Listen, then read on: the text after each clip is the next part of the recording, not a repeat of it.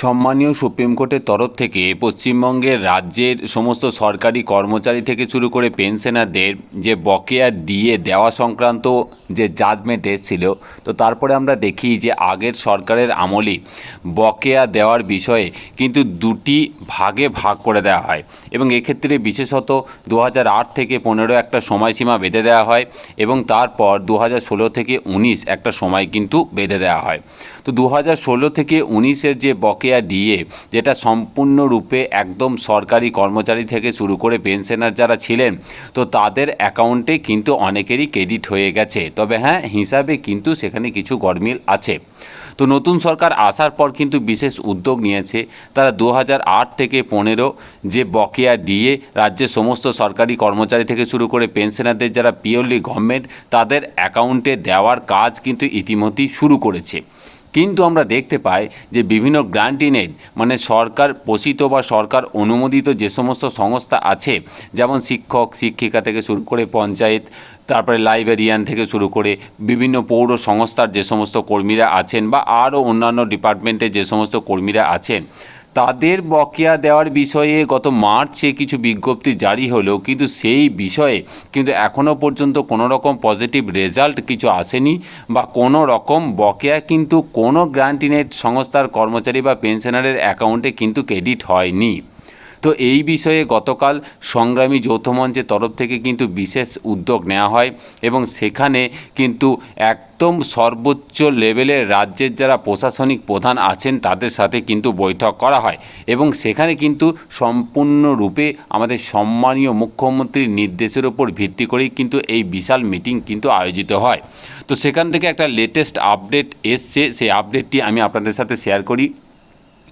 সেখানে যারা প্রশাসনিক দপ্তরে যারা প্রধান আছেন তারা কিন্তু সম্পূর্ণরূপে মেনে নেন যে হ্যাঁ, গ্রান্টিনেডদের যে বকেয়া ডিএ সেই বিষয়ে কিছু জটিলতা অবশ্যই আছে, তবে সেই জটিলতাগুলো খুব দ্রুত কাটিয়ে ওনারা কিন্তু গ্রান্টিনেডদের যে বকেয়া ডিএ সেটা দেওয়ার বিষয়ে কিন্তু বদ্ধপরিকর এবং সেক্ষেত্রে ওনারা কিন্তু কারণটা তুলে ধরেন যে 2016-র পর থেকে আমরা জানি যে অনলাইন পরিষেবার মাধ্যমে যে স্যালারি যে ম্যানেজমেন্ট বা বেতন দেওয়ার যে প্রক্রিয়া সেটা কিন্তু চলে এবং সেক্ষেত্রে ওনাদের বক্তব্য হচ্ছে যে দুটি পোর্টাল কিছু ম্যাল ফাংশনিং আছে। মানে বিষয়টা হচ্ছে IOSMS এবং HRMS যে দুটি পোর্টালের মাধ্যমে 2016 থেকে 19 পর্যন্ত যে বকেয়া দেওয়ার যে স্যালারি দেওয়ার যে কাজটা যেটা হয় বা পেনশন দেওয়ার যে কাজটা হয়, তো সেখানে দেখা যাচ্ছে যে বারবার নাকি ওই পোর্টালে যে সমস্ত আইডিগুলো আছে, মানে প্রত্যেকটা বেনিফিশিয়ারি, প্রত্যেকটা পেনশনার, প্রত্যেকটা এমপ্লয়ীদের যে আইডিগুলো আছে সেগুলো নাকি অটোমেটিক্যালি চেঞ্জ হয়ে যাচ্ছে।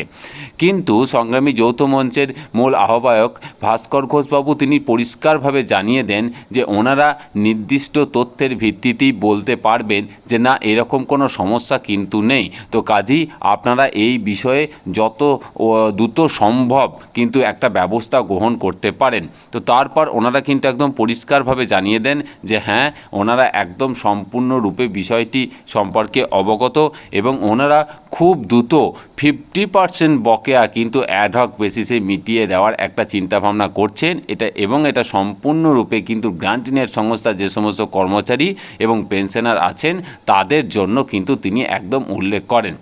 তো কাজেই আমি আপনাদের জন্য বলবো যে গ্রান্টিনেড সংস্থার কর্মচারীদের যে সমস্ত কিছু জটিলতা আছে, এই সরকার সেই সমস্ত জটিলতাগুলো কাটিয়ে একদম সম্পূর্ণরূপে যে সমস্ত বকেয়াটা আছে সম্মানীয় সুপ্রিম কোর্টের অর্ডার মোতাবেক সেই বকেয়া দেওয়ার বিষয়ে কিন্তু একদম বদ্ধপরিকর। তো আপনাদের আর একটু অপেক্ষা করতে হবে, 1 থেকে 2 মাসের মধ্যে এই বিষয়ে খুব তাড়াতাড়ি খুব ভালো কিছু পজিটিভ আপডেট কিন্তু আসতে চলেছে। এটুকুই আপডেট ছিল, আমি আপনাদের সামনে তুলে ধরলাম। এরপরে এই বিষয়ে কোনো আপডেট এলে অবশ্যই আবার আপনাদের সামনে তুলে ধরার চেষ্টা করব। খুব ভালো থাকবেন, ধন্যবাদ।